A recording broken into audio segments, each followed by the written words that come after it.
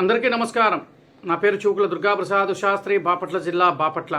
కొంతమంది రాజకీయ నాయకులు, అంటే కొంతమంది అంటే గత ప్రభుత్వంలో పనిచేసిన రాజకీయ నాయకులు, వైసీపీ ప్రభుత్వంలో పనిచేసిన రాజకీయ నాయకులకి దేవుడంటే భక్తి, ప్రజలంటే భయము, అసెంబ్లీ అంటే గౌరవం లేని వ్యక్తులు కొంతమంది ఎలా ప్రవర్తన చేస్తున్నారు అనేది చిన్న ఉదాహరణతో సహా కొన్ని ఫోటోలు, ఒక వీడియో సహా మీకు నేను చూపిస్తాను. మత్సుక్కి ఈ ఫోటోలు చూడండి. ఇది ఒక ఫోటో అండి. ఇది సాక్షాత్ అసెంబ్లీ సమావేశాలు జరుగుతున్న వైసీపీ నాయకులు. ఈయన బొత్స సత్యనారాయణ గారు, మీ అందరికీ తెలిసిన వ్యక్తే. తూ తూ తూ తా తా తా అనే మాట్లాడటం ఆయనకే తెలియదు కాబట్టి పాప ఆయన మనం మాట్లాడకూడదు కాబట్టి ముందు ఇక్కడ ప్రధానంగా తీసుకుందాం. ఈయన ఫోటో పట్టుకున్నాడు చూడండి. అదే కిందకు వస్తే చెప్పులు వేసుకున్నాడు. సహజంగా మన దేవుడి ఫోటోలు మనం తీసుకుని ఏదైనా మనం దేవుడి ఫోటో పట్టుకుంటున్నామంటే చెప్పులు లేకుండా నిలబడతాం. అది మన సాంప్రదాయం. దేవుడి మీద ఉన్న భక్తి, మన విశ్వాసాలు, భక్తి విశ్వాసాలతో.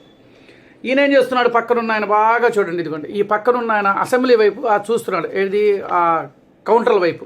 ఎవరు అయ్యా మేము వచ్చాము, మేము చూడండి, ఇదిగో మా ఉనికి మేము చాటుకోవాలి కదా అని చెప్పేసి వచ్చారు. సరే, ఇదంతా అయిన తర్వాత ఈయన ఇంకోటి కూడా చూపిస్తారండి. చాలా హాస్యాస్పదంగా ఉంది ఫోటోలు చూస్తుంటే. ఈయన చూడండి ఎట్లా చూస్తున్నాడు, ఈయన వైపు చూస్తున్నాడు. ఈయన వైపు చూస్తున్నాడు.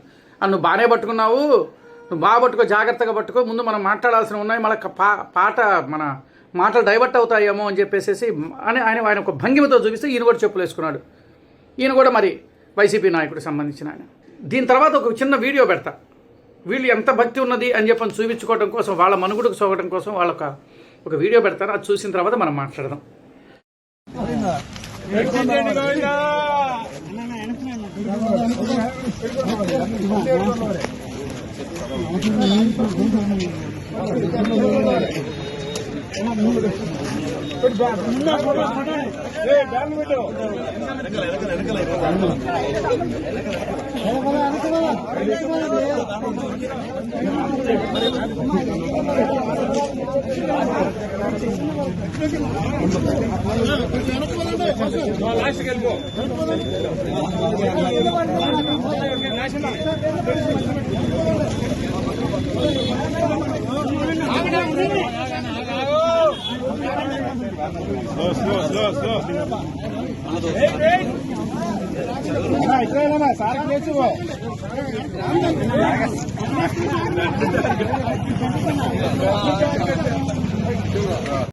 చూశారు కదండి ఆ వీడియో. మీకు ఈ ఫోటోలు వీడియో కూడా దీంట్లో మెన్షన్ చేస్తా, బాగా చూడండి రాష్ట్ర ప్రజలారా. నేను ఈ మాట ప్రారంభంలో ఎందుకంటే వైసీపీ ప్రభుత్వంలో ఉన్నప్పుడు ఎన్ని అరాచకత్వాలు, దేవుడంటే భక్తి, ప్రజలంటే గౌరవం, అసెంబ్లీ అంటే గౌరవప్రదమైన స్థానంలో ఉండి కూడా అక్కడ వీళ్ళు ఎట్లా వల్గర్గా మాట్లాడారో, ఏ రోజు కూడా అసెంబ్లీ సమావేశాలు జరిగేటప్పుడు వైసీపీ ప్రభుత్వం ఉన్నప్పుడు ఆ రోజున రాష్ట్ర ప్రజలకు సంబంధించిన విషయాలు ఏవి కూడా, అంటే అభివృద్ధి పనులకు కానీ, లేదు ఎలా ముందుకు వెళితే మనకి ఎలా జరుగుతుంది, మన ఆ రాష్ట్ర ప్రజలు ఎలా ముందుకు వెళ్ళాలి అని చెప్పి నేను ఆలోచన చేయకుండా ఆ రోజున బూతుల పర్వంతో ఎప్పుడు ఏ సభ ఏర్పాటు చేసినా కూడా బూతుల పర్వంతోనే ప్రారంభమైందే తప్ప ప్రజల యొక్క సమస్యలను పరిష్కరించాలి అనే కనీసం ఇంకిత జ్ఞానం కూడా లేకుండా వాళ్ళు అసెంబ్లీ సమావేశాలు నిర్వహించేటప్పుడు ఎంత దారుణంగా మనం కూడా చూసాం సామాజిక మాధ్యమాల ద్వారా అసెంబ్లీ సమావేశాలు జరుగుతున్నప్పుడు. కానీ ఈ రోజున ఈ ప్రభుత్వం, కూటమి ప్రభుత్వం వచ్చిన తరువాత అసెంబ్లీ సమావేశాలు జరిగేటప్పుడు చాలా మనందరం కూడా చూస్తున్నాం. ఒక ఎమ్మెల్యే కానీ ఎవరైనా సరే, ఒక ఎమ్మెల్యే ఒక సమస్య గురించి పరిష్కరిస్తే ఆ సంబంధిత శాఖ మంత్రి వాళ్ళు ఎలా స్పష్టతగా ఎలా చెబుతున్నారు అనేది మనం చూస్తూ ఉన్నాం. పరిపాలన అంటే ఇట్లా ఉండాలి.